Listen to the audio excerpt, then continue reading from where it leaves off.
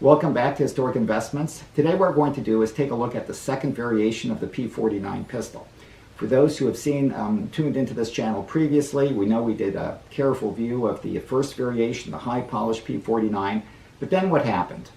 It transitioned into a matte finish gun, the wood grips gave way to some plastic panels, and then somewhat later there's the third variation, which will be covered in a separate video. Today we're going to focus on the second variation and hopefully give you some pointers that you should consider before making your purchase. Even though today's focus is on the transitional P49, I think it's a good idea to put their production numbers into perspective, because after all, as collectors, we kind of like to know when it was made, how many were made, and how rare is that particular gun. So the first variation, and quite frankly the most distinctive pistol, all the P49s were serial numbered in a range with a capital A prefix starting at 100,001.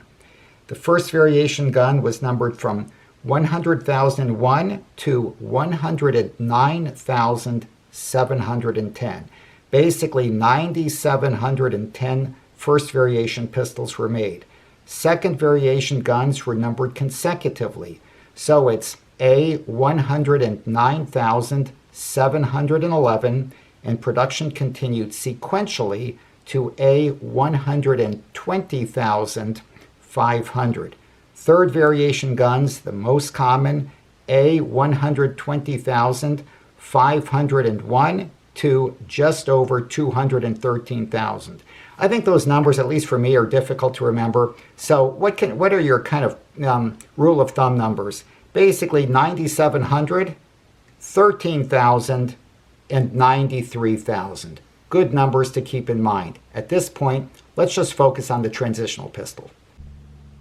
It doesn't take a lot of insight to appreciate that the first and second variation in fact look like completely different pistols.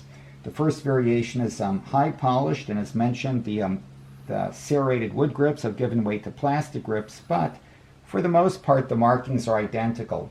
One thing that you should notice is that the proof on the guns, the first variation pistols were proofed after having been polished and blued. So the proof mark here is very recognizable, and the metal is raised up. The second variation pistols were also proofed after having been matte finished.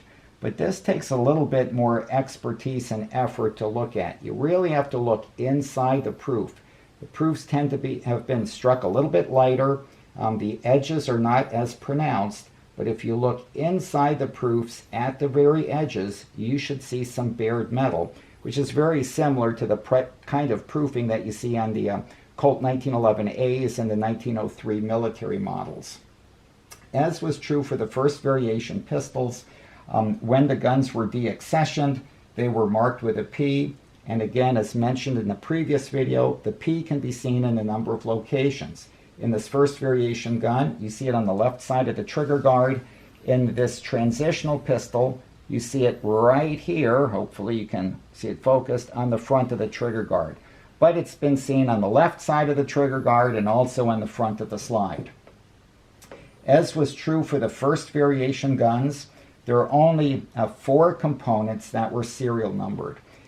It's no less critical to make sure that these components are properly numbered, but unlike the first variation guns, the hammer group in the second variation is almost always matching.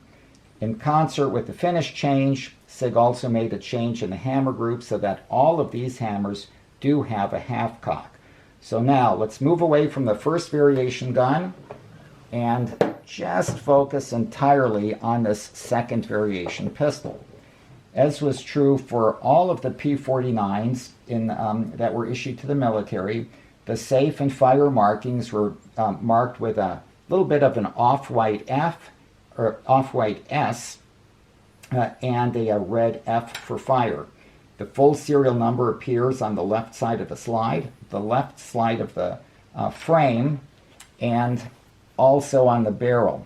During production, the location of the barrel numbering changed a little bit, so sometimes you can see the full serial number in the barrel hood. Sometimes the pistol needs to be disassembled so that the serial number will be adequately visualized. As was true for all of the military P49s, The magazines were not numbered, and by the way, neither were the grips. It's just those 4 components that we discussed. Early second variation guns, or again, they're sometimes termed transitional pistols, will have the same high polished blue magazines as the first variation guns.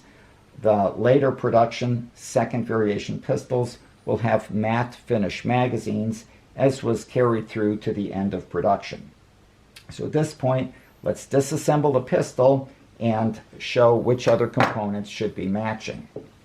After ensuring that the pistol is unloaded, that the slide stop is removed, as is true for the other guns.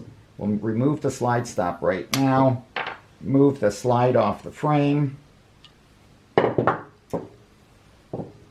take out the recoil spring component, take out the barrel, and ensure, now this one's got a lot of grease, but ensure that the full serial number is marked on the barrel.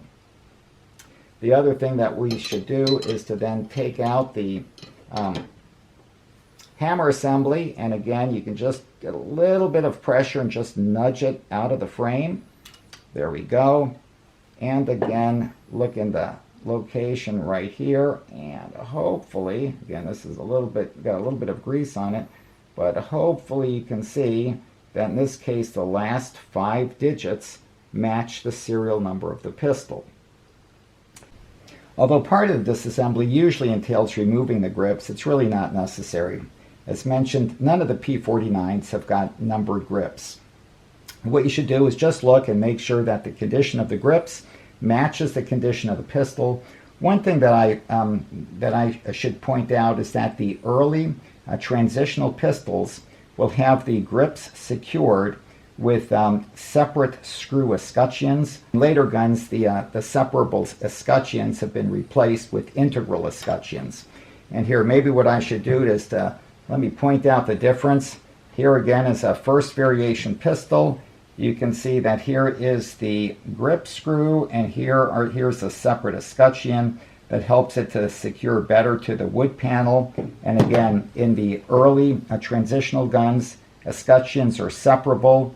This has got the later form of grip. The final thing, of course, that you want to do after making sure that the gun hasn't been refinished, after looking at the proofs, after making sure that the components are matched, is, well, what is the condition of the bore? So you can check the condition of the bore, and then the last thing, of course, is to make sure that all the mechanics operate smoothly. When you pull the trigger, does the hammer fall? If you push the safety on, does that block the mechanism? And if the answer is yes, hopefully you've got enough information on board to make your decision.